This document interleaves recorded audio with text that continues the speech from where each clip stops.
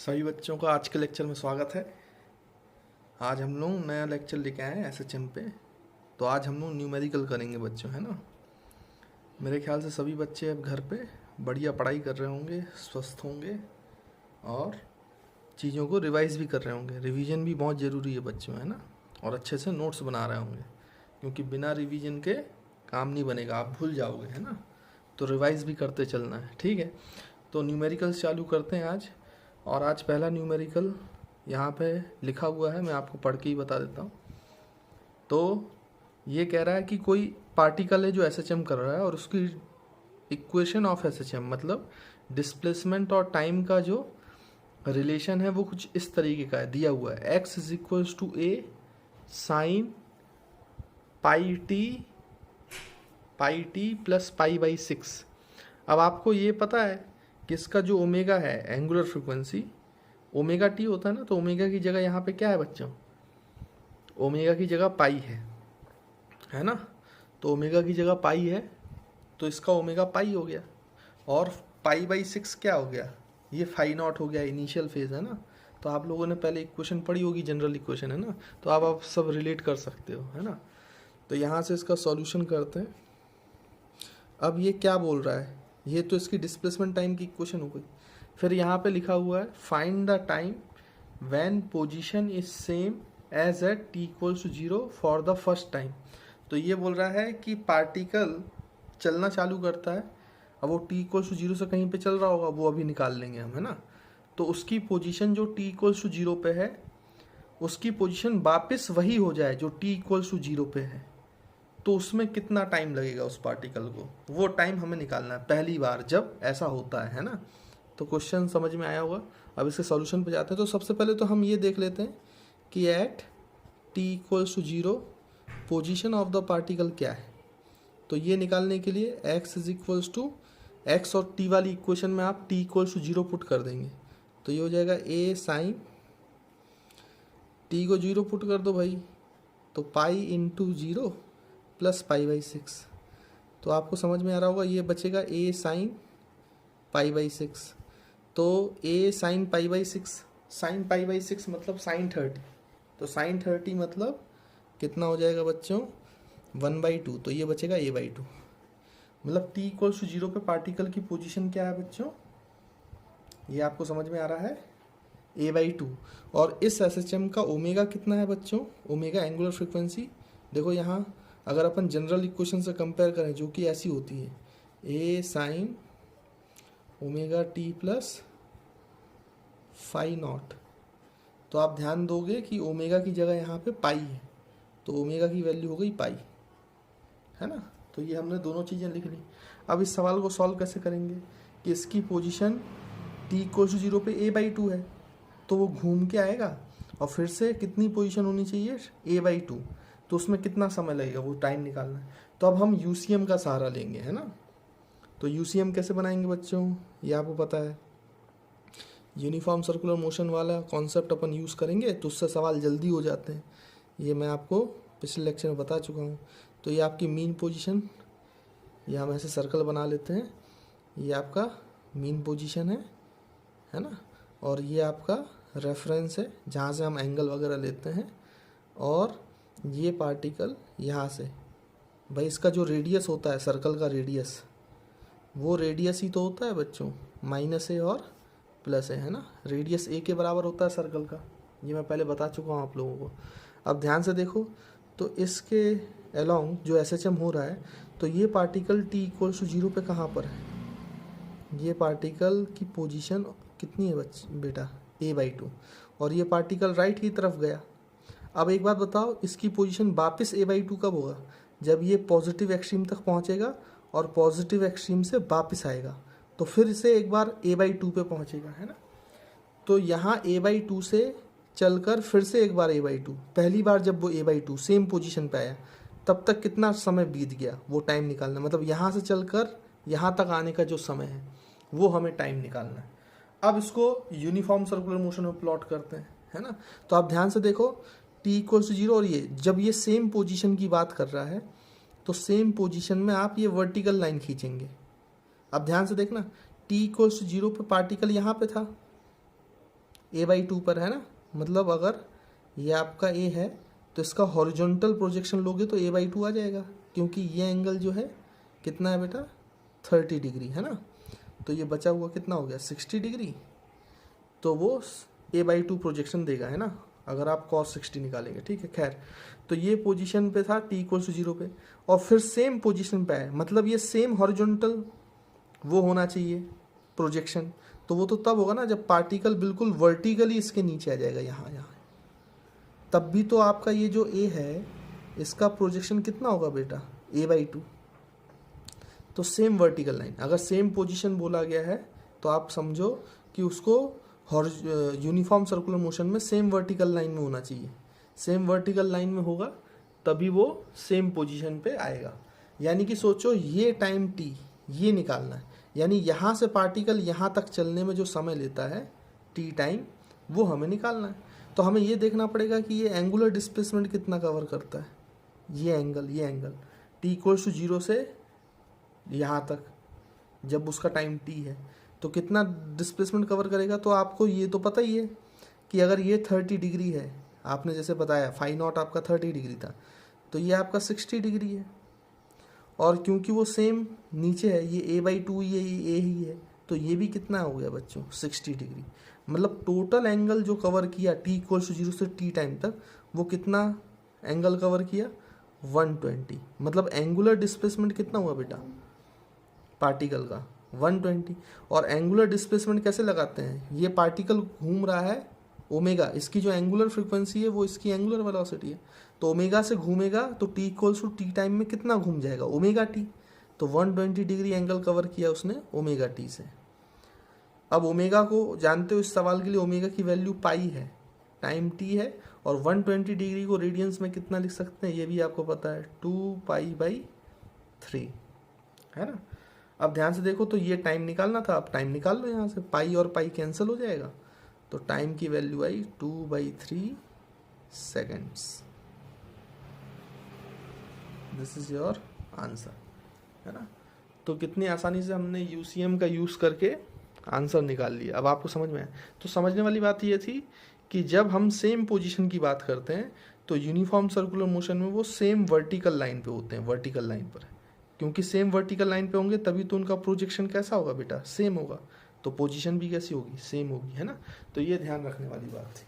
उसके बाद दूसरा सवाल आपको दिया है ना, ये फर्स्ट क्वेश्चन हो गया। सेकंड क्वेश्चन, इसका सोल्यूशन देखते हैं। तो सेकंड क्वेश्चन क्या बोल रहा है बच्चों कि जो एक पार्टिकल है जो एसएचएम कर रहा है, एक पार्टिकल जो एसएचएम कर रहा है, उस पार्टिकल की xt रिलेशन दिया गया है। क्या दिया गया है a sin π/3 t + π/4। आप समझ गए होंगे कि इसके लिए ओमेगा की जो वैल्यू है, इस सवाल के लिए ओमेगा जो है वो π/3 है ना। अब बार बार बताने की जरूरत नहीं है।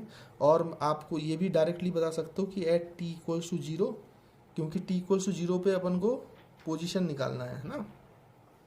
तो आपको ये बोल रहा है कि find the time after t = 0, t = 0 के बाद कितना टाइम होगा।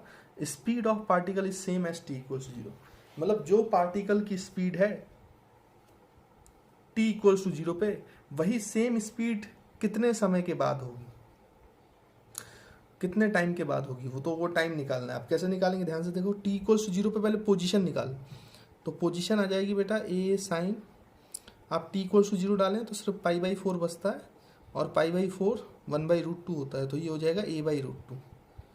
तो x जो पोजीशन है a/√2 है ना। तो ये समझ में आया। अच्छा, आपको पिछले लेक्चर में मैंने एक चीज़ बताई थी कि कोई भी पार्टिकल जब एसएचएम करता है तो सेम पोजीशन पे जब रहता है, सेम पोजीशन पे x पे, तो वो 2 बार होता है, एक जाते हुए v1 रफ्तार से और एक बार आते हुए v2 वेलोसिटी से। तो मैंने कहा था वेलोसिटी अलग अलग होती है सेम पोजीशन पे, क्यों, क्योंकि इनकी डायरेक्शन अलग अलग। लेकिन मैं आपको बताया था कि v1 स्पीड, v2 स्पीड, दोनों की स्पीड सेम होती है ना। ये कल के मैंने आपको एनालिसिस में बताया था, ये चीज़ समझाई थी है ना। तो आप ऐसा समझो कि जब स्पीड सेम होने के लिए बोल रहा है वो, तो ये क्वेश्चन कोई नया क्वेश्चन नहीं है, ये वही क्वेश्चन है जब पोजीशन सेम हो, क्योंकि सेम पोजीशन पे ही स्पीड सेम होती है, वेलोसिटी अलग अलग होती है, बट स्पीड कैसी होती है बच्चों, सेम होती है ना। तो उसने बोला same speed, speed is same as t equal to zero. तो टी इक्वल टू जीरो पे a by root two position पे, तो दोबारा जब वो a by root two position पे आएगा तो उसकी स्पीड सेम हो जाएगी। तो सेम स्पीड वाला सवाल पूछे या सेम पोजीशन वाला, बात एक ही है। मतलब इसमें सेम स्पीड बोलने का मतलब ये पुराना जैसा सवाल ही है कि उसी पोजीशन को ही बताना है आपको, तो उसमें कितना टाइम लगेगा। तो आप यहाँ पे आसानी से बना सकते हो। फिर से हम यूसीएम का सहारा ले लेंगे। तो अपन ने ये यूनिफॉर्म सर्कुलर मोशन बना लिया, ये आपका रेफरेंस पॉइंट है बच्चों, और आपको पता है कि ये एम्पलीट्यूड है ऐसे। अब ये पार्टिकल इसके बीच में, और आपको पता है कि t इक्वल्स टू जीरो पर पार्टिकल की पोजीशन कितनी दूरी पे है बच्चों, a बाई रूट टू, है ना। t इक्वल्स टू जीरो पर पार्टिकल की पोजीशन क्या है, a बाई रूट टू, और सेम पोजीशन पे वापस आएगा, तब तो स्पीड सेम होगा। तो यहाँ से वापस आके यहीं तक आएगा, तो यहाँ की जो स्पीड होगी और यहाँ की जो स्पीड होगी वो दोनों कैसी होगी, सेम। और सेम पोजीशन पे आने के लिए क्या सेम वर्टिकल लाइन पे होना ज़रूरी है, ये भी मैंने आपको बताया। तो ये आपका एंगल हो गया कितना बेटा, ये t इक्वल्स टू जीरो पे पार्टिकल है और ये t टाइम पे सेम पोजीशन पे पहुंच गया, तो यहाँ पे स्पीड सेम हो जाएगी। तो ये वाला फेजर ये है, और आपको पता है रेफरेंस लाइन से फाई नॉट की वैल्यू क्या है, पाई बाई 4, तो मतलब 45 डिग्री। तो ये एंगल भी 45 डिग्री है, और अगर वो सेम पोजीशन पे जाना चाहता है तो इसको यहाँ पे भी कितना एंगल घूमना चाहिए, 45। तो जीरो से t टाइम तक वो टोटल कितना एंगल घूमा, आपको दिखाई दे रहा है 90 डिग्री। भाई देखो आप, जीरो से 45 और 45, जीरो से t टाइम तक सेम पोजीशन में आने तक वो 90 डिग्री घूमा, और 90 डिग्री एंगुलर डिस्प्लेसमेंट है। तो एंगुलर डिस्प्लेसमेंट को लिखते हैं ओमेगा टी। तो इसके लिए जो ओमेगा टी, और ओमेगा की वैल्यू इस सवाल के लिए पाई बाई 3, तो अपन यहाँ लिख देते हैं पाई बाई 3 इंटू टी, तो हो जाएगा पाई बाई 2। 90 को पाई बाई 2 लिखेंगे ना, पाई और पाई कैंसल, तो टाइम की वैल्यू आ जाएगी 3/2 सेकेंड्स, और ये हमारा आंसर है। आई होप आपको क्लियर होगा, है ना। तो ये दोनों सवाल आप सॉल्व कर लेंगे, तो आप लोग स्क्रीन पॉज करें और इन दोनों सवालों को नोट कर लें, है ना। तो आप लोग स्क्रीन पॉज करके नोट कर लेना। हम नेक्स्ट क्वेश्चन की तरफ जाते हैं।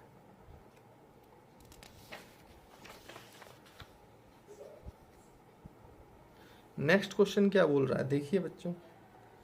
नेक्स्ट क्वेश्चन बोल रहा है कि x is equals to a sine pi by 3t plus pi by 6, मतलब ये एक SHM का डिस्प्लेसमेंट टाइम का रिलेशन है जो दिया है, pi by 3t plus pi by 5 pi by 6, और ये बोल रहा है कि find the time when velocity of particle is same at t equals to zero for the first time. यानी कि ये बोल रहा है कि जब t इक्वल्स टू जीरो पे आपका पार्टिकल का velocity, t equals to zero पे जो पार्टिकल की वेलोसिटी थी फिर से वही वेलोसिटी हो जाए, तो उस समय उस दौरान कितना टाइम लगेगा।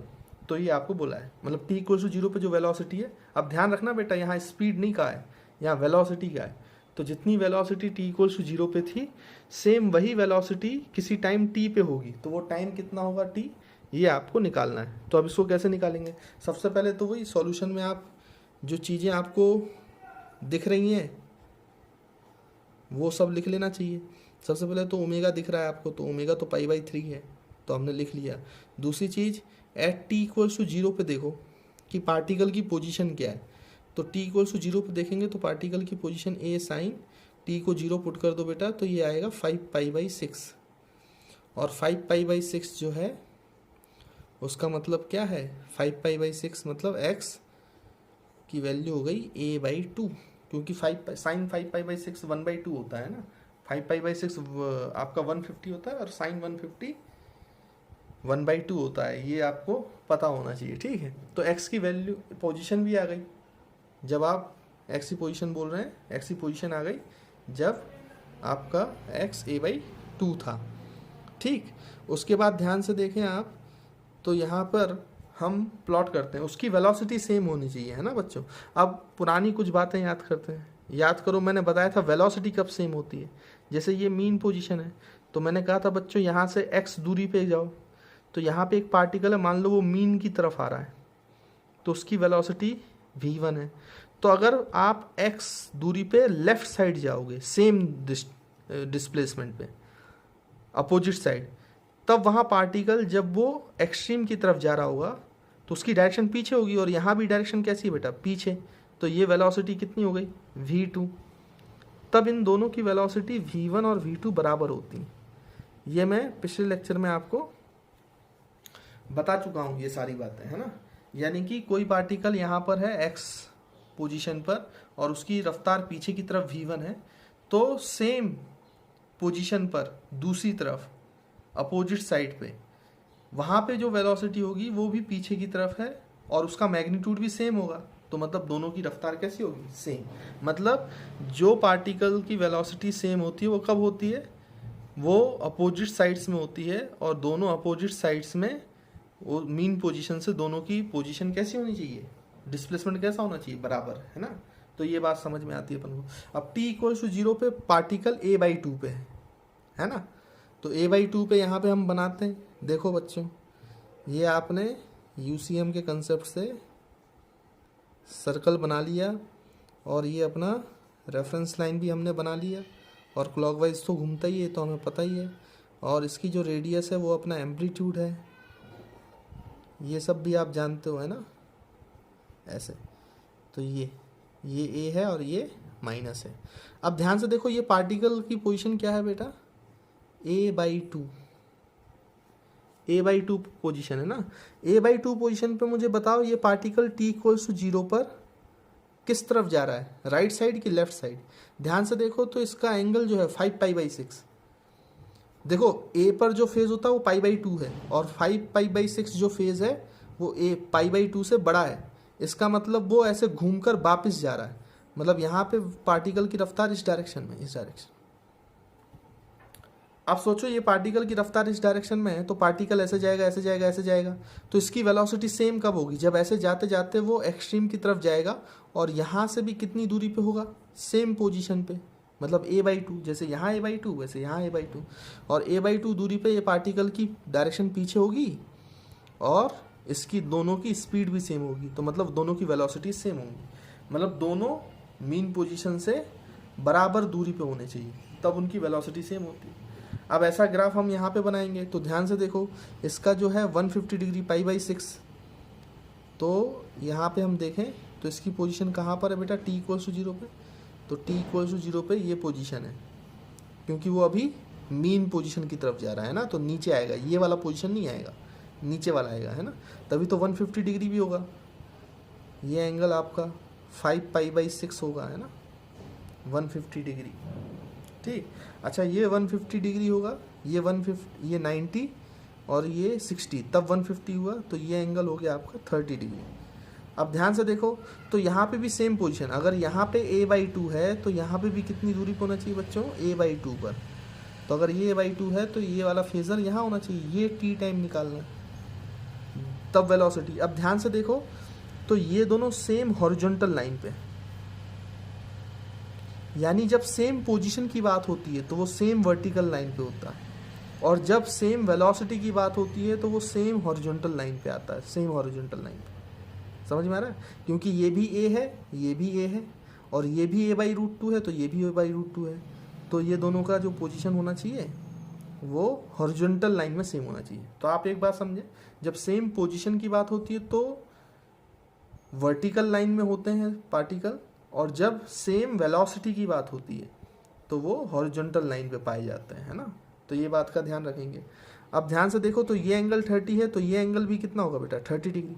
यानी t=0 से t टाइम तक, सेम वेलोसिटी तक उसने कितना एंगुलर डिस्प्लेसमेंट कवर किया, 30 + 30, यानी कि उसने एंगुलर डिस्प्लेसमेंट कवर किया 60 डिग्री। और 60 डिग्री एंगुलर वेलोसिटी कवर किया, तो एंगुलर डिस्प्लेसमेंट कितना हुआ बेटा, मतलब ये 60 डिग्री एंगुलर डिस्प्लेसमेंट कवर किया, तो उसको हम लिख सकते हैं omega into T, angular displacement को। और ओमेगा की वैल्यू दी गई है आपको π/3 इंटू टी, और 60 को लिख सकते हैं आप π/3 लिख सकते हैं। 60 डिग्री को तो π/3 लिखते हैं अपन, तो यहाँ से π/3 कैंसिल, तो आंसर कितना बचेगा, t = 1 सेकेंड, और ये आपका आंसर हो गया 1 सेकेंड, है ना। तो 1 सेकेंड लगेगा उसको सेम वेलोसिटी अचीव करने में, ठीक। तो मेरे ख्याल से आपको समझ में आया। मोटे तौर पे अभी तक जो समझा है उसमें बात ये थी कि पहले जो हम सवाल कर रहे थे तो सेम स्पीड और सेम पोजीशन वाले में आपको करना क्या है कि सेम पार्टिकल वर्टिकल लाइंस में आएंगे, और जब सेम वेलोसिटी की बात करेंगे तो मीन पोजीशन से दोनों तरफ सेम डिस्प्लेसमेंट होना चाहिए, उसके लिए वो दोनों सेम हॉरिजॉन्टल लाइन पे रहेंगे, है ना। तो ये बात आपको याद रखनी है। तो यहाँ से आगे बढ़ते हुए अब नेक्स्ट उस पे जाते हैं हम। तो देखो बच्चों नेक्स्ट क्वेश्चन में, तो नेक्स्ट क्वेश्चन क्या बोल रहा है वो, आपको देखो पार्टिकल का डिस्प्लेसमेंट टाइम रिलेशन दिया है x is equals to a sin 2 pi t, और बोला है let the time taken by particle from x equals to 0, मतलब मीन पोजीशन से a/2 आने में उसको टाइम लगता है t1, और बोल रहा है कि the time taken to travel from a/2 to a, मतलब a/2 से एक्सट्रीम पोजीशन तक आने में जो उसको टाइम लगता है वो टाइम लगता है t2। तो आपको बोला है फाइंड t1/t2, मतलब रेशियो निकालना है, t1/t2 का रेशियो निकालना है। तो चलिए निकालते हैं हम। सबसे पहले वही चीज़ें जो बेसिक कंडीशंस गिवन है उनको लिख लेते हैं। सबसे पहले इस सवाल में ओमेगा जो है वो ओमेगा 2 पाई के बराबर है ना। और आपको समझ में आ रहा होगा, अगर एट t इक्वल्स टू 0 देखेंगे तो x इक्वल्स टू 0 आएगा, मतलब पार्टिकल मीन पोजीशन से चल रहा है ना।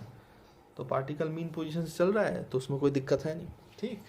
उसके बाद ध्यान से देखेंगे तो क्या लिख सकते हैं हम, अब यहाँ पे बना लेते हैं, है ना।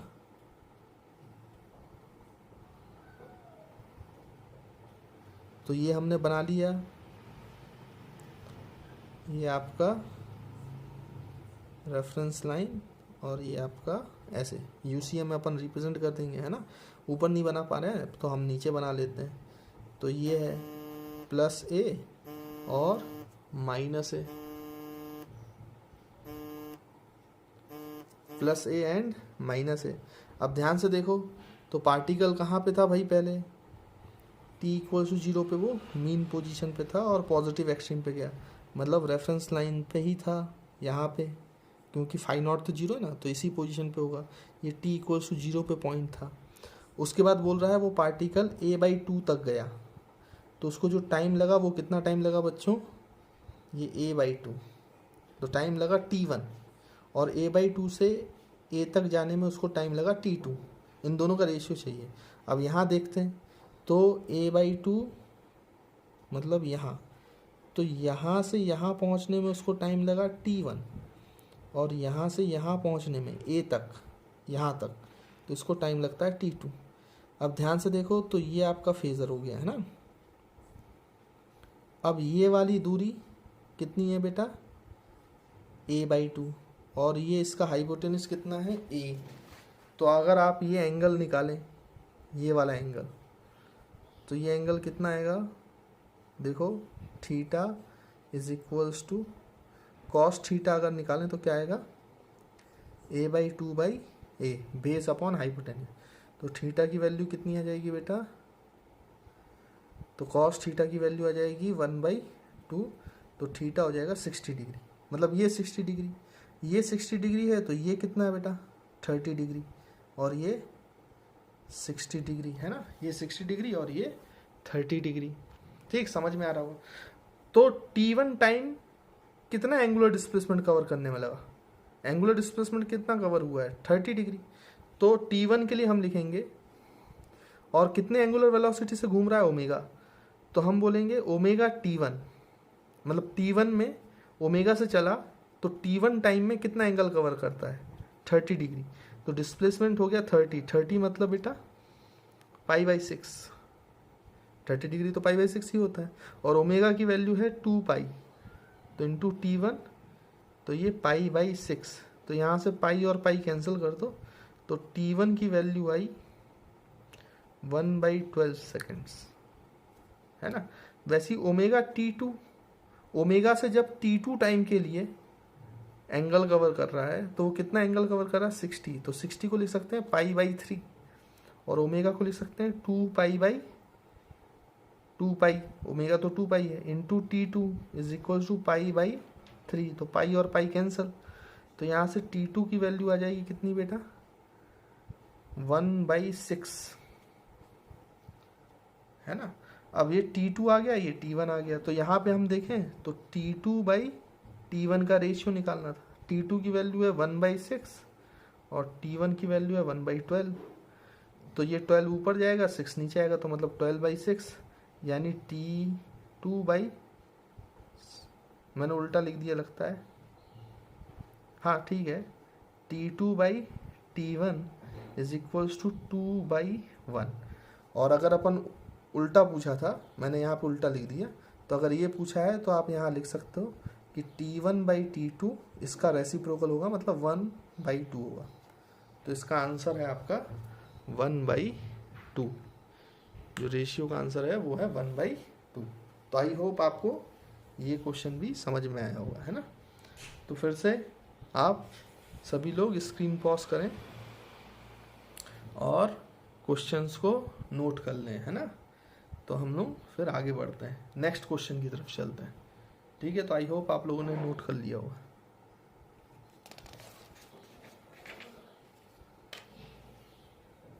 अब देखिए नेक्स्ट क्वेश्चन में क्या बोल रहा है, अब ध्यान से देखो, ये जो नेक्स्ट टाइप के क्वेश्चन है ये थोड़े से डिफिकल्ट माने जाते हैं, लेकिन अगर आप अच्छे से समझेंगे तो बहुत अच्छे से आपको बनेंगे, है ना, आपको कुछ भी डिफिकल्ट नहीं लगेगा, ठीक है।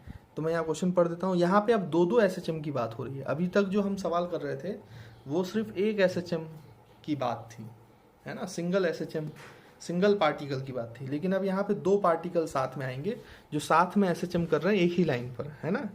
तो यहाँ पे उन दोनों पार्टिकल की SHM की इक्वेशन दी गई है।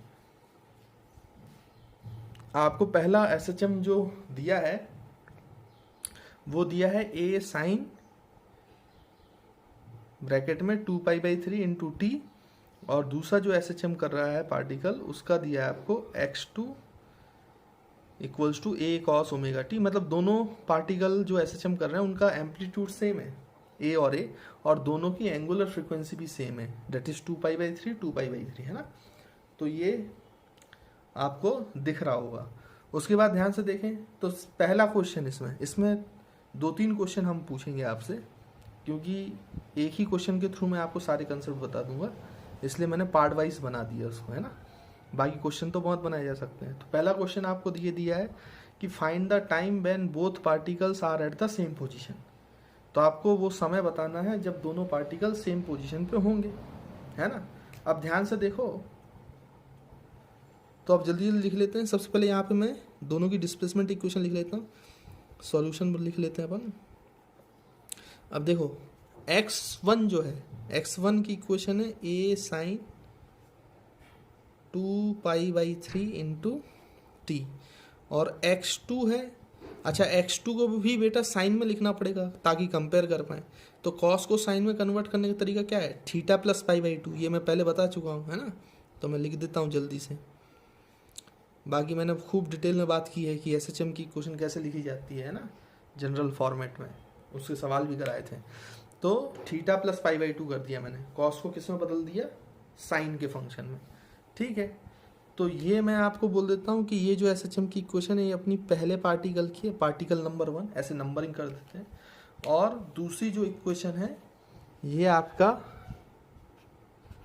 पार्टिकल नंबर 2 है ना, पार्टिकल नंबर 2 है। थोड़ा सा वो इसमें हाइलाइटर से मैं दिखा रहा हूँ आप लोगों को, तो मेरे ख्याल से समझ में नहीं आ रहा है ना, तो इसको भी ऐसे ही पेन से ही लिख लेते हैं।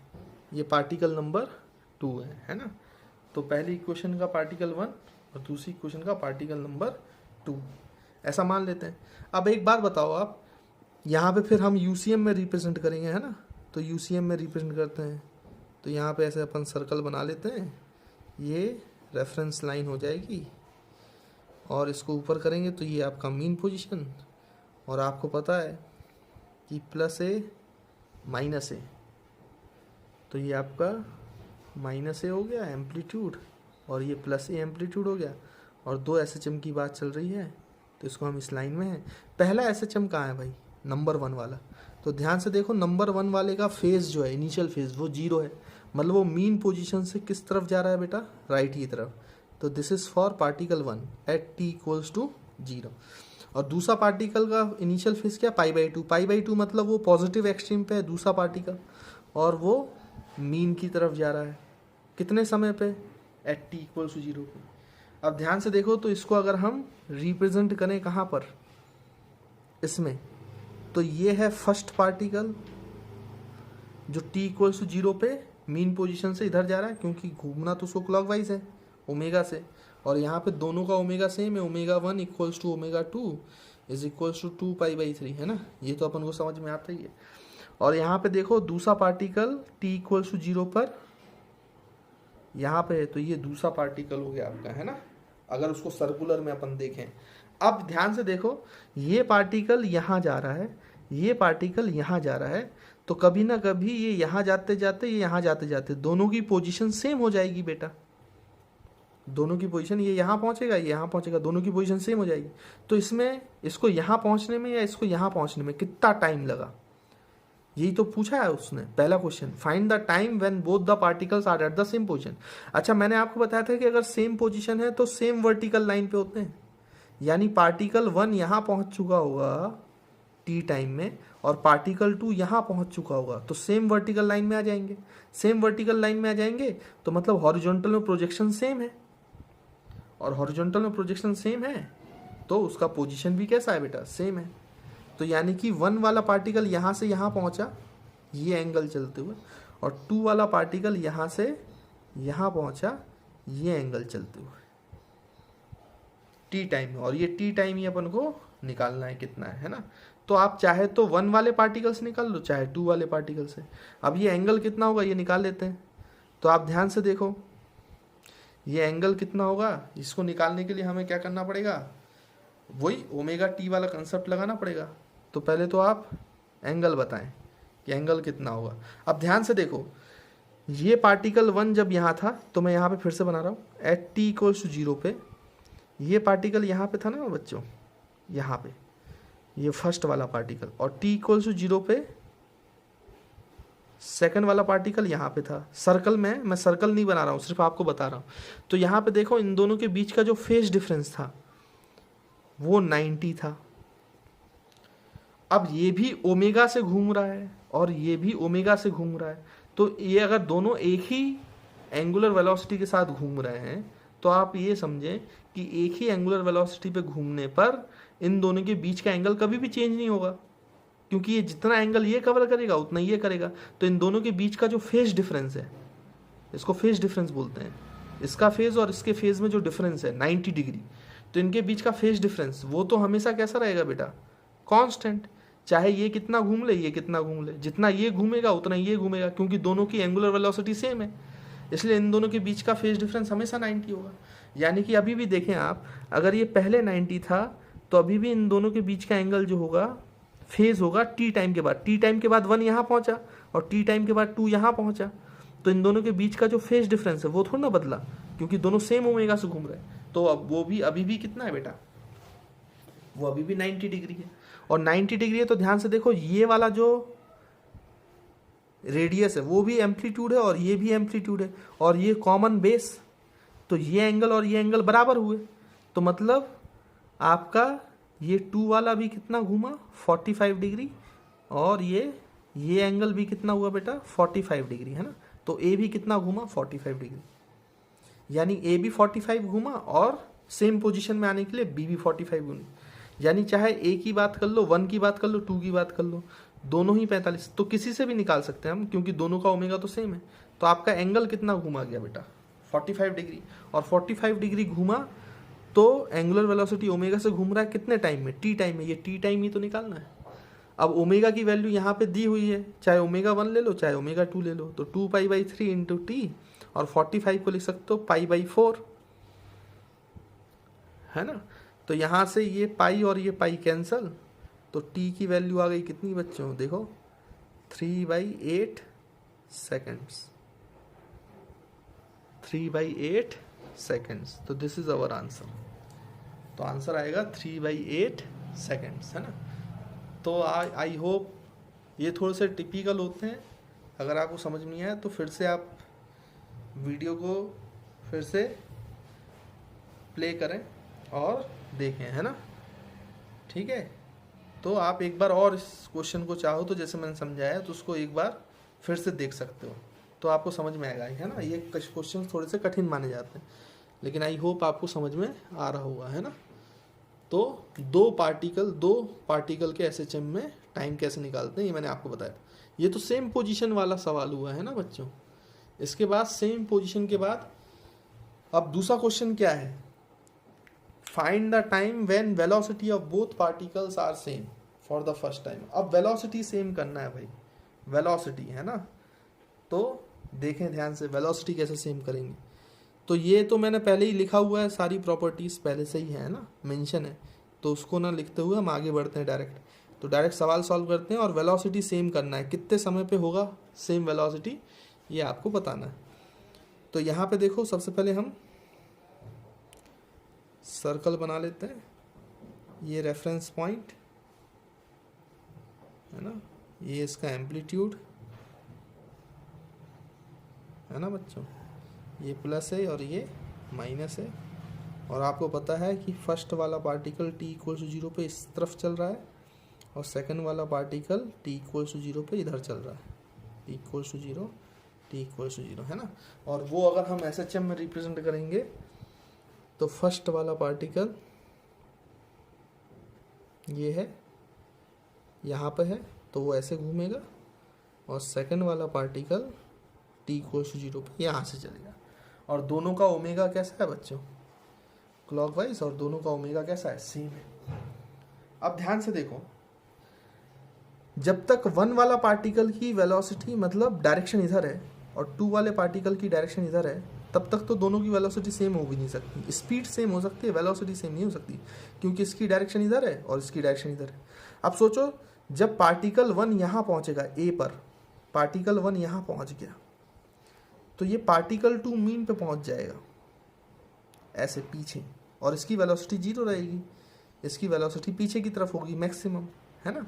और फिर ये यहाँ पहुँचेगा और पार्टिकल 1 यहाँ पहुँचेगा, तो एक समय ऐसा आएगा कि दोनों का मीन पोजीशन से सेम डिस्प्लेसमेंट रहेगा दोनों तरफ, तब जाके इनकी डायरेक्शन भी सेम होंगी और इनकी स्पीड भी सेम होगी, क्योंकि दोनों सेम एंगुलर फ्रिक्वेंसी चल रहे हैं।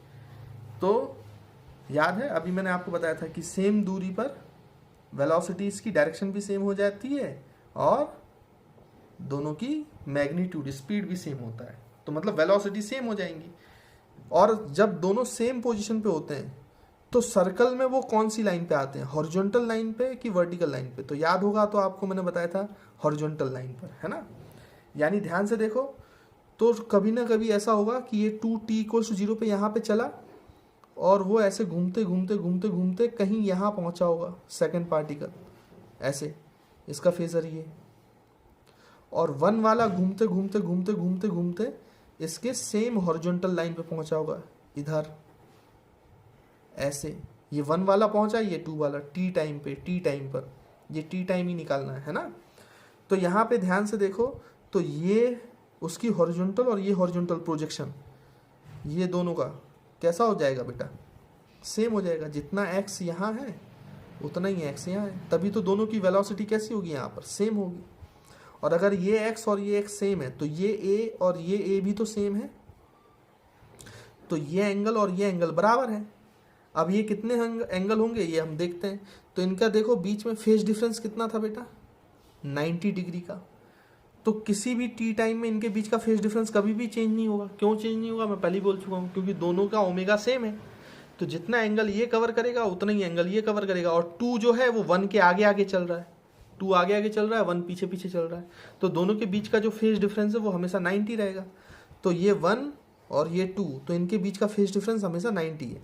और मैंने अभी आपको बताया ये a है तो ये भी a है, और ये x है तो ये भी x है। दोनों का हॉरिजॉन्टल में डिस्प्लेसमेंट सेम है, एक नेगेटिव साइड और एक पॉजिटिव साइड, इसलिए ये एंगल भी सेम होंगे। तो टोटल एंगल दोनों के बीच का 90 है और सेम है, तो मतलब ये एंगल भी 45 डिग्री हो गया बच्चों, ये एंगल भी 45 डिग्री, तो ये एंगल भी कितना हो गया, 45 डिग्री।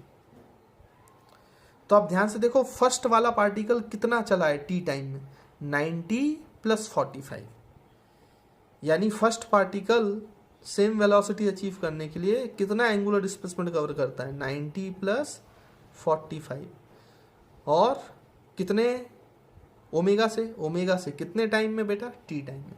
और ओमेगा की वैल्यू आपको पता है 2π/3 इंटू टी, और ये होता है 135, और 135 को रेडियंस में कितना लिखेंगे बच्चों, 3π/4, है ना।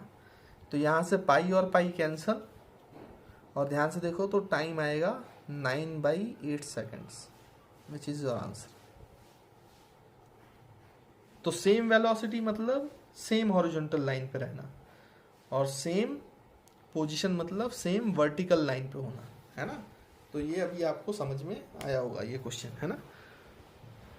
आई होप बिल्कुल क्लियर है ना, और होना भी चाहिए। और अगर नहीं है तो आप वीडियो को फिर से देखें एक बार, क्योंकि डिफ़िकल्ट चीज़ को बार बार देखने से अच्छे से समझ में आती है ना। चलिए इसके नेक्स्ट क्वेश्चन पे जाते हैं। तो इसको आप लोग सब लोग नोट कर लेंगे, स्क्रीन पॉज कर लेंगे, नोट्स ले लेंगे, और हम लोग अब नेक्स्ट क्वेश्चन पे चलते हैं, ठीक। अब इसी का थर्ड पार्ट, जो हमने पहले क्वेश्चन किया है उसी का मैं आपको थर्ड पार्ट बता रहा हूँ। Third part of the question, है ना, क्या है वो ध्यान से देखें। आपसे ये बोला गया कि दोनों पार्टिकल्स के बीच की मैक्सिमम डिस्टेंस बताएं। मैक्सिमम डिस्टेंस बताना है दोनों पार्टिकल्स के बीच की। अब ये मैक्सिमम डिस्टेंस कैसे बताएंगे भाई, कैसे निकालेंगे, तो ध्यान से देखें। सबसे पहली बात तो मैक्सिमम डिस्टेंस कब होगी, कैसे होगी, ये कैसे पता करेंगे, तो आप ध्यान से देखें। जैसे मान लो कि ये फर्स्ट पार्टिकल है, इसकी वेलोसिटी v1, और ये सेकंड पार्टिकल है, ये भी राइट की तरफ जा रहा है, इसकी वेलोसिटी v2। अब मैं आपसे बोल रहा हूँ कि v1 is greater than v2। अगर ऐसी सिचुएशन है तो इन दोनों के बीच की जो सेपरेशन है या डिस्टेंस है, दोनों के बीच का जो डिस्टेंस है वो कम होगा कि बढ़ेगा, आप बता सकते हो। पीछे वाले पार्टिकल की रफ्तार ज़्यादा है, आगे वाले पार्टिकल की रफ्तार कम है, v1 is greater than v2, तो ऑब्वियसली बात है ये धीरे धीरे चल रहा है, ये ज़्यादा तेज चल रहा है, तो इन दोनों के बीच की जो दूरी है ये इसको अप्रोच करेगा, तो दूरी क्या होगी बेटा, घटेगी, है ना। ये बात समझ में आ रही होगी आपको। फिर अगर मैं बोलूँ कि इसके उल्टा, कि ये पार्टिकल 1 की रफ्तार v1 है और ये पार्टिकल की रफ्तार v2 है, और ये v1 is less than v2 है, तो अब आपको बताना इन दोनों के बीच का जो डिस्टेंस है, सेपरेशन है, वो क्या होगा। ये तेज चल रहा है और ये धीरे धीरे चल रहा है, तो ये आगे निकल जाएगा इससे, है ना। ये ज़्यादा तेज चल रहा है, ये धीरे धीरे चल रहा है, तो इन दोनों की तेज, ये इससे ज़्यादा दूरी पे इन दोनों के बीच की दूरी बढ़ेगी, ऑब्वियस सी बात है ना। जैसे मान लो एक चोर है, सेकंड वाला चोर है, फर्स्ट वाला पुलिस है, तो अगर चोर ज़्यादा तेज भागेगा पुलिस से, तो पुलिस तो चोर को पकड़ ही नहीं पाएगी, क्योंकि इन दोनों के बीच का सेपरेशन बढ़ेगा लगातार। और अगर चोर धीरे भागेगा पुलिस से, पुलिस ज़्यादा तेज भागेगी v1 से, तो पुलिस चोर के पास आ जाएगी और चोर को पकड़ लेगी, है ना। ऐसे आप समझ सकते हैं। इसमें तीसरा केस, अभी तक तो मैंने ये वेलोसिटीज़ मान लो कांस्टेंट बोली थी, तीसरा केस बड़ा इंपॉर्टेंट है और ये आपको समझना है।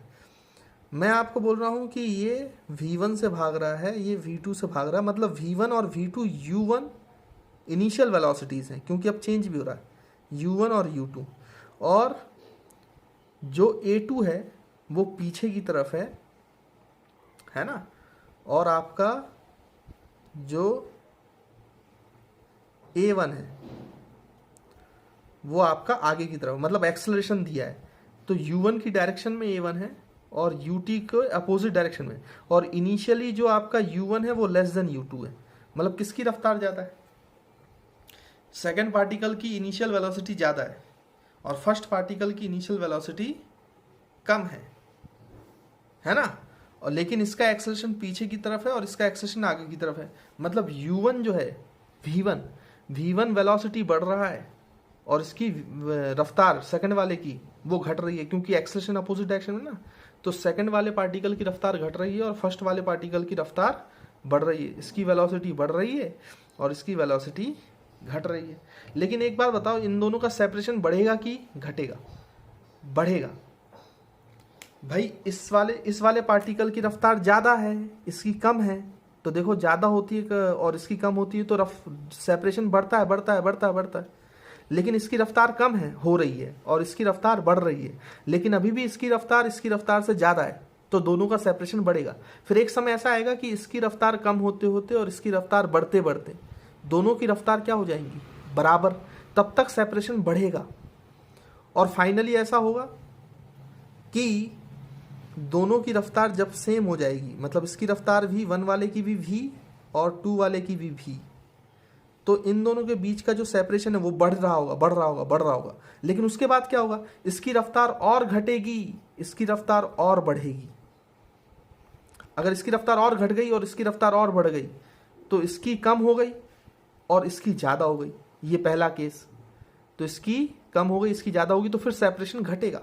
मतलब जब दोनों की रफ्तार सेम थी v तब उनके बीच का सेपरेशन मैक्सिमम हुआ, मैक्सिमम डिस्टेंस। ये कंसेप्ट समझे आप। और उसके बाद फिर क्या होगा कि इसकी रफ्तार v1 ज़्यादा हो जाएगा और v2 कम हो जाएगा, तो अब ये इसके पास अप्रोच करेगा, मतलब फिर दूरी डिस्टेंस घटेगी।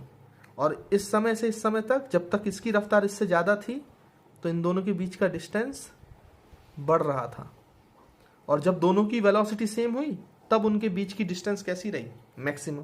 क्योंकि जब तक दोनों की वेलोसिटी सेम नहीं हुई थी तब तक तो डिस्टेंस बढ़ ही रही थी, और फिर जब दोनों की वेलोसिटी सेम हुई तब वो दोनों की जो बीच की डिस्टेंस है वो मैक्सिमम थी। और जब उसके बाद की कहानी है तो आगे वाले की रफ्तार घट गई और पीछे वाले की रफ्तार और बढ़ गई, तो अब दोनों के बीच की सेपरेशन कम होते जा रहा है। मतलब इस केस में मैक्सिमम डिस्टेंस कब होता है, जब दोनों पार्टिकल्स की वेलोसिटी बराबर हो जाती है। ये आपको शायद समझ में आया होगा ना, थोड़ा सा टिपिकल केस है, लेकिन आप थोड़ा सा सोचें ठंडे दिमाग से तो आपको क्लियर होगा कि ऐसा कैसे होगा ना। घर पे बैठ के आराम से सोचें इस बारे में, ठीक है। तो ये कहानी मेरे ख्याल से आपको समझ में आई होगी। तो maximum distance between the particles निकालने के लिए भी हमें कुछ ऐसा ही सोचना पड़ेगा। अब ध्यान से देखो, मैक्सिमम डिस्टेंस दोनों के बीच में कब होगी, मैक्सिमम दूरी। अब यार एक बात बताओ, आप लोग फर्स्ट पार्टिकल बोल रहे हैं सर कि वो इस तरफ है, मीन पोजीशन से राइट की तरफ जा रहा है, और जो सेकंड पार्टिकल है वो बच्चों मीन पोजीशन की तरफ आ रहा है, एक्सट्रीम से, है ना। अब ध्यान से देखो, अभी तो ये इधर जा रहा है और ये इधर आ रहा है, तो ऑब्वियस सी बात है कि इन दोनों के बीच का अभी तो सेपरेशन घटेगा, तो मैक्सिमम डिस्टेंस की तो बात ही नहीं होती।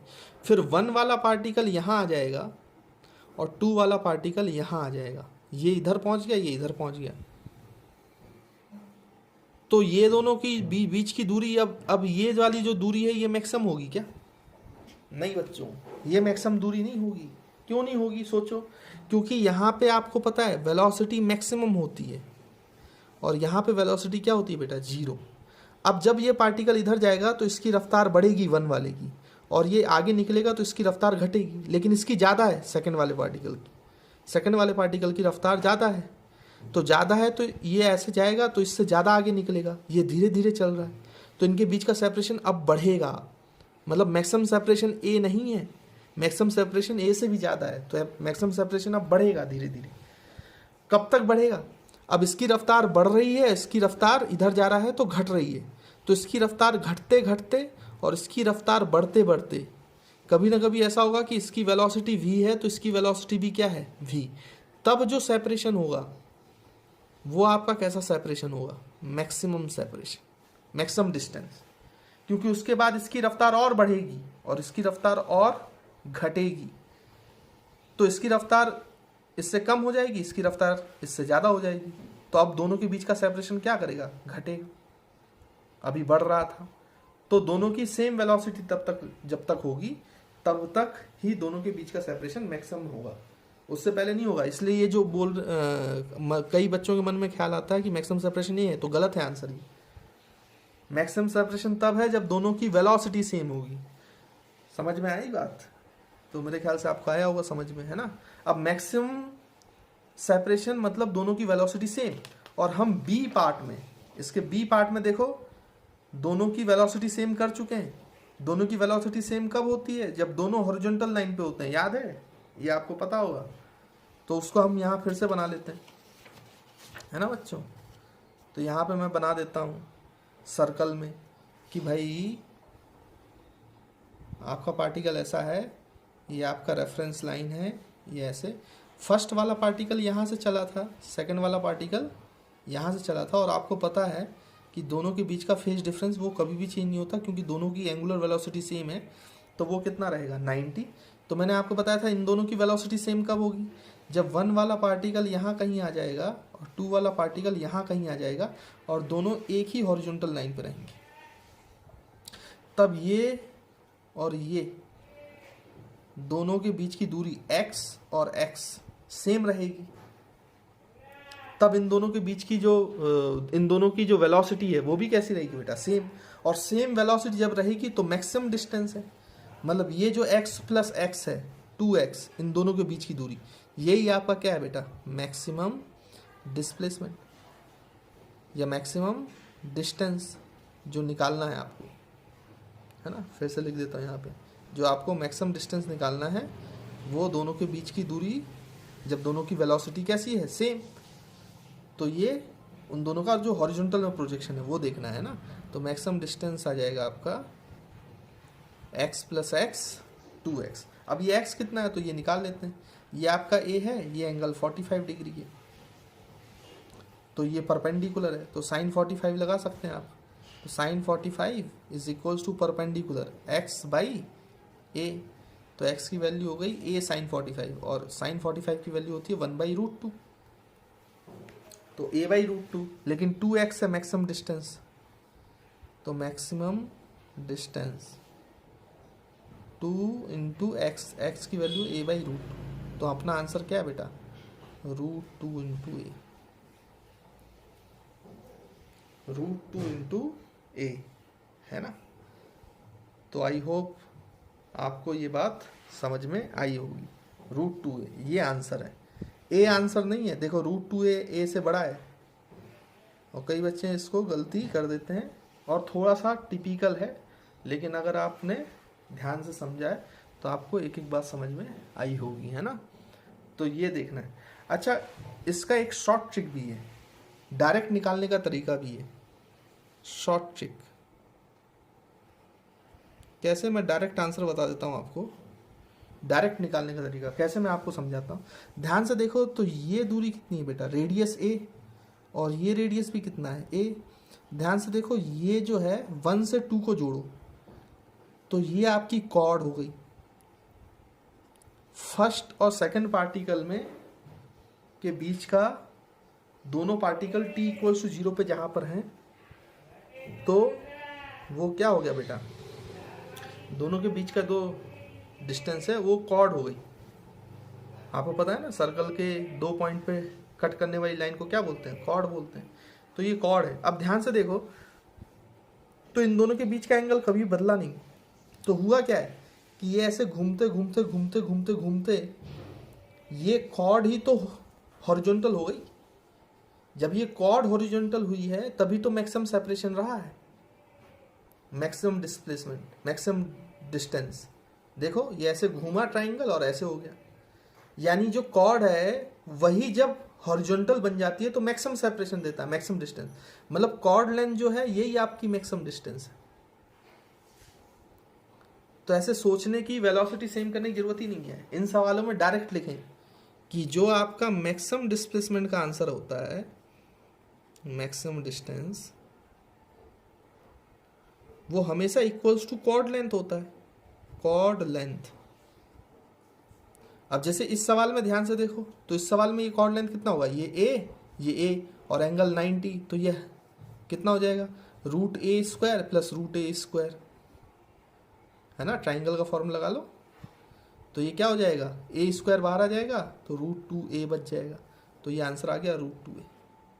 देखो कितनी आसानी से, ये सब हमें कुछ भी सोचना नहीं पड़ा, जो वेलोसिटी सेम कर रहे थे वो कर रहे थे। तो आप तो शॉर्ट ट्रिक भी याद रख सकते हैं कि मैक्सिमम डिस्टेंस का जब भी सवाल आएगा तो मैक्सिमम डिस्टेंस के सवाल में हमेशा याद रखेंगे कि मैक्सिमम डिस्टेंस हमेशा कॉर्ड लेंथ के बराबर ही होती है, जो पहले और दूसरे पार्टिकल के बीच में होता है ना।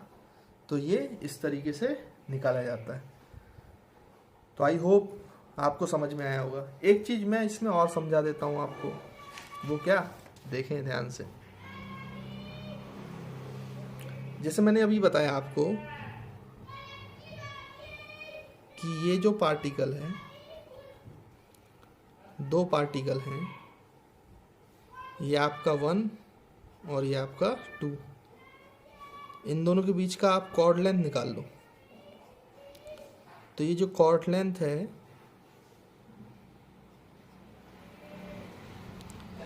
Cord length is equals to, यही आपको क्या देगा, मैक्सिमम डिस्टेंस निकालने को बोला। जब मैक्सिमम डिस्टेंस निकालने को बोला है तो आप चुपचाप 1 और 2 पार्टिकल के बीच का कॉर्ड लेंथ निकाल लें, है ना। ये 90 डिग्री था, ये ए था, ये ए था, तो ये कितना आ गया था बच्चों, √2a, है ना। अभी अपन ने देखा, तो ऐसे मैंने कहा था शॉर्ट ट्रिक से भी निकाल सकते हो आप, ठीक। अब इसमें एक चीज़ और समझें, ध्यान से देखो, तो ये t=0 पर है, ये t=0 पर है। अब यहाँ देखो आप थोड़ा सा कि ये आपका मीन पोजीशन था, तो फर्स्ट वाला पार्टिकल t=0 पे यहाँ से चलता है, और सेकंड वाला पार्टिकल t=0 पे पीछे की तरफ आता है। लेकिन t=0 पे डिस्प्लेसमेंट क्या है, अगर मैं आपसे पूछूं distance between particles eight t=0, तो आपको ध्यान से देखो तो आंसर दिख रहा है, इन दोनों के बीच की जो दूरी है वो a है। t=0 पे आपका जो डिस्टेंस है दोनों पार्टिकल्स के बीच में वो कितना है बेटा, a। अब इसको यहाँ से समझो तो आपको एक चीज़ और समझ में आई, ध्यान से देखो, तो मैं यहाँ नीचे बना रहा हूँ ऐसे, ये कॉर्ड है, ये फर्स्ट पार्टिकल, ये सेकंड पार्टिकल, ये 90, तो ये एंगल बेटा कितना है 45, क्योंकि a है, ये भी a है, तो ये एंगल 45, तो ये था √2a। अब आप ध्यान से देखो, इस a और इस a को भूल जाओ, आप तो इसको देखो, ये √2a है, इस √2a का ये वाला कंपोनेंट निकालो जरा, हॉरिजॉन्टल कंपोनेंट, हॉरिजॉन्टल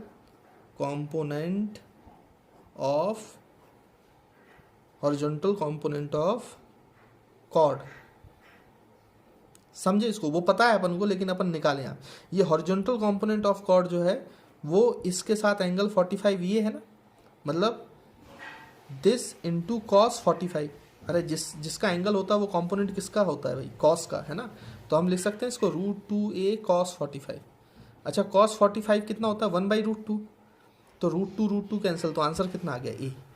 यानी ध्यान से देखो, अगर आप हॉरिजॉन्टल कंपोनेंट ऑफ कॉर्ड निकालो किसी भी समय पर, जैसे यहाँ t=0 पे निकाला अपन ने, तो वो एक्चुअली में दोनों के बीच का डिस्टेंस दे देता है।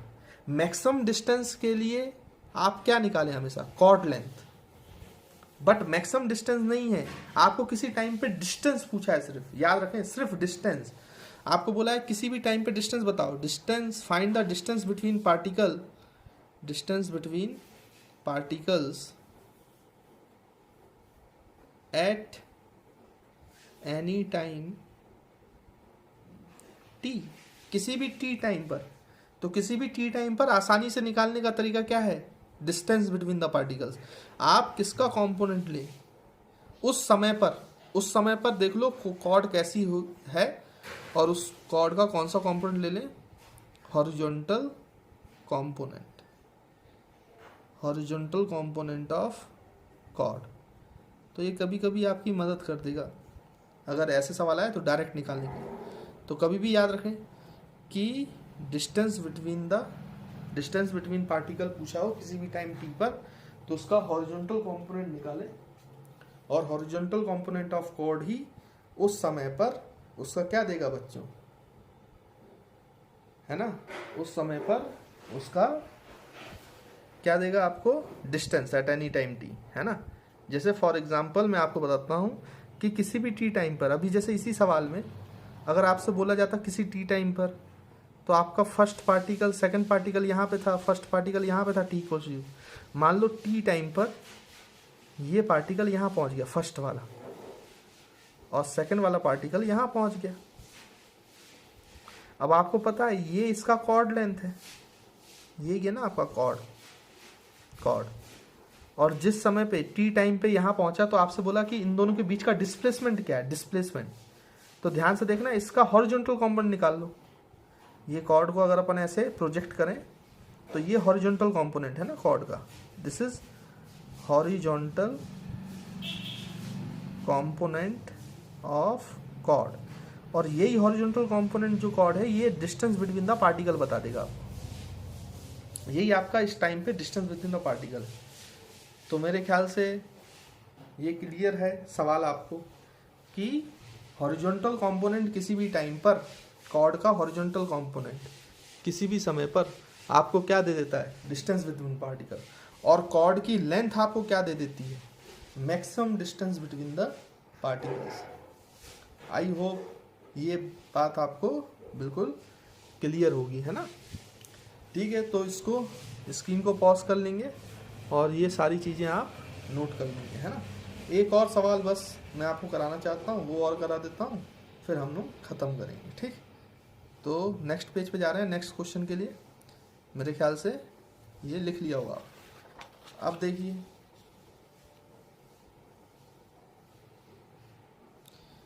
क्वेश्चन क्या बोलता है। क्वेश्चन है, आपको दो पार्टिकल एसएचएम कर रहे हैं बता रहा है।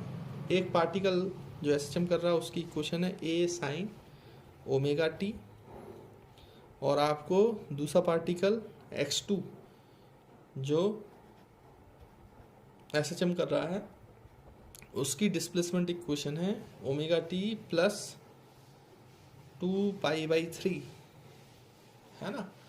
और आपको क्वेश्चन पूछा गया है फाइंड द मैक्सिमम डिस्टेंस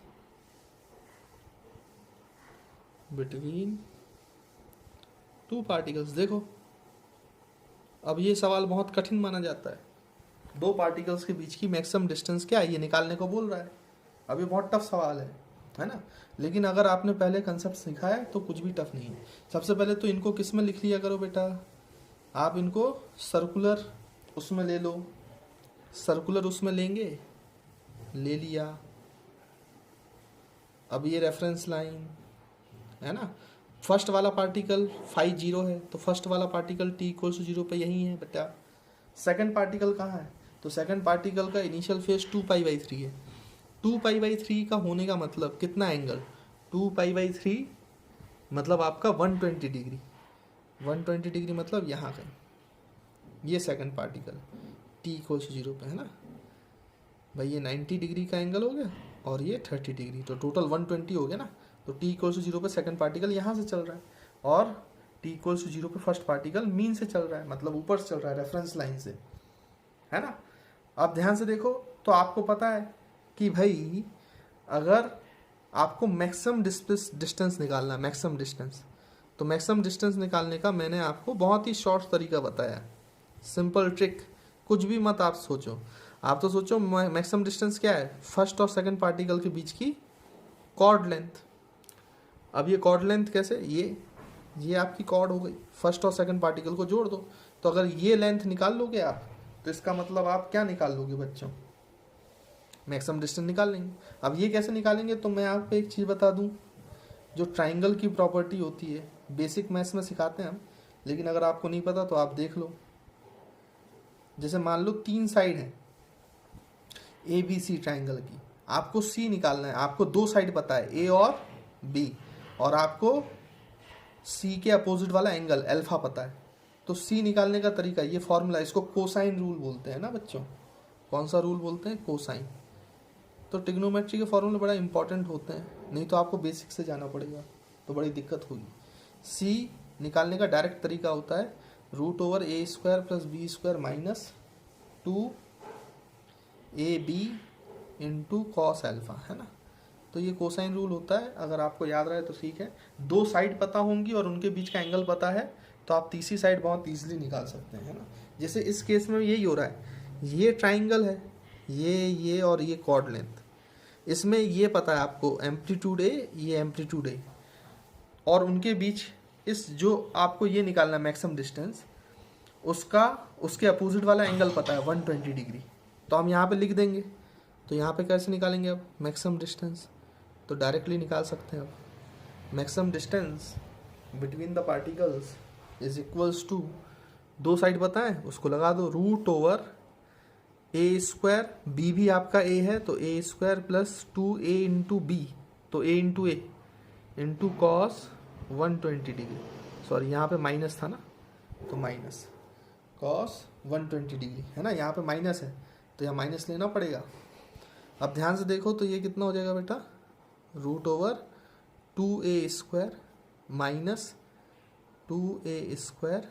अच्छा कॉस 120 की वैल्यू शायद आपको पता हो -1/2 होती है ना, कॉस 120 की वैल्यू -1/2, तो ये 2 और 2 कैंसिल, माइनस माइनस प्लस, तो 2a square plus a square, तो 3a स्क्वायर का रूट, तो इसको लिख सकते हैं √3a। तो इस सवाल में मैक्सिमम डिस्टेंस क्या है, देखो कितना आसान है, अभी टफ सवाल है लेकिन आपको ट्रिक पता है तो बहुत आसानी से बन जाएगा।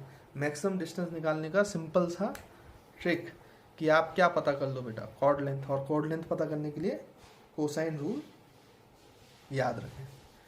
ठीक है, तो आज काफ़ी न्यूमेरिकल्स हो गए हैं और आपको अच्छा भी लगा होगा और आपको समझ में भी आया होगा कि एसएचएम में बहुत अच्छे अच्छे न्यूमेरिकल्स बन सकते हैं, है ना।